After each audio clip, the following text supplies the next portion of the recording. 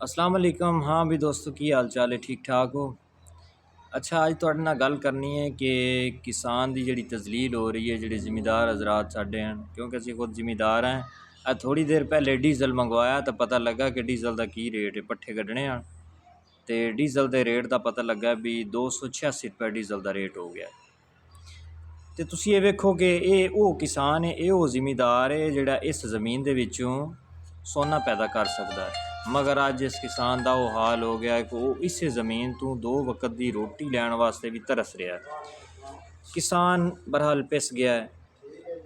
हुण पिछे असी जिहड़ी कणक गड्डी आई, उस कणक का रेट गौरमेंट एक मिसाल के तौर पर 3000 या 3200 मुख्तस करेंदी है तो 2200 दे विच विकदी है, लेकिन वो कोई हाल ही कोई नहीं है। किसान की तजलील करके जिहड़ा है ना वो गंदम खरीद करें देन।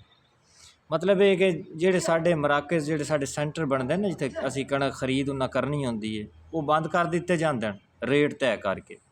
उस तो बाद बारदाना बंद कर दिता जाता, मुड़ विचाले मिडल मैन आ जाता, जिवें वाड़ती आंदे हैं, वो कणक का रेट अपनी मर्जी नाल लैंदा है। हुण तुसीं ये वेखो कि जेडे जिमीदार कणक नूं DAP 14,000 नूं या यूरिया जिहड़ी है ब्लैक है लैके 6000 नूं पाई है, या डीजल महंगा लैके पाया, या जिहड़ियां दवाइयां लैके पाइयां वो मुड़ जाली हैं।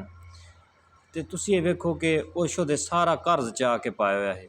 हुण मक्की का रेट भी 2200 चलता पिया। जिमीदार तो शोदा जिहड़ा वो पिस गया, उहदी कोई ऐवाने बालच नहीं सुनने वाला, कोई असैम्बली च नहीं सुनने वाला।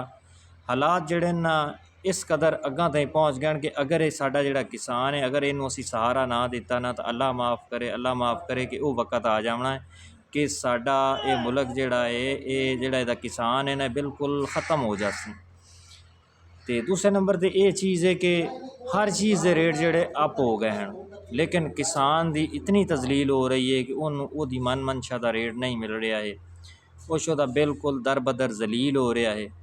हर चीज़ के रेट वध गए। उस जिहड़ा कर्जा चाह के अपनी हर चीज़ दवाइयां पा, खादा पा, स्प्रेवां कर, वो जदों उहदा कर्जा लुटावन का टाइम आया है, लेकिन वो जिहड़ा रेट मंग रहा है उस दे बकौल उन्होंने वो रेट नहीं दिता गया। हुण झरी का रेट जिहड़ा है अज तो 15 तो 20 दिन पहले जिहड़ा है 120 रुपये किलो आई, हुण 200 रुपये किलो मिली है जिहड़े हुण असीं पट्ठे कड्ढने। मतलब ये कि असीं किसान या जिमीदार हजरात असीं किहदे कोल जाके फरियाद करिए कि यार साडी कोई सुनो, आहो पुकार कि यार साढ़े दिल ते की बीत रही, या साढ़े ते की गुजरो बसर हो रहा है, या असीं कल नूं अपने बच्चों का पेट किवें पालना। इस ते सानूं गौर करना पवना है। तो दस्सण या आखण का मकसद ये कि असीं दसो, ये सानूं ये जिहड़ी गौरमेंट है इहो ही सानूं दस देवे कि असीं आहो पुकार लाए के किहदे कोल जाइए, किहनूं जाके ये गल करिए कि यार साडी इस जिहड़ी जो साडे नाल सज़ा सानूं दित्ती जा रही है, इहदा अजाला कौन करे सी। ये सवाल तुहाडे ते छड्ड के जा रहे हैं कि तुसीं दसो इहदा अजाला कैं करना है। मेहरबानी, शुक्रिया।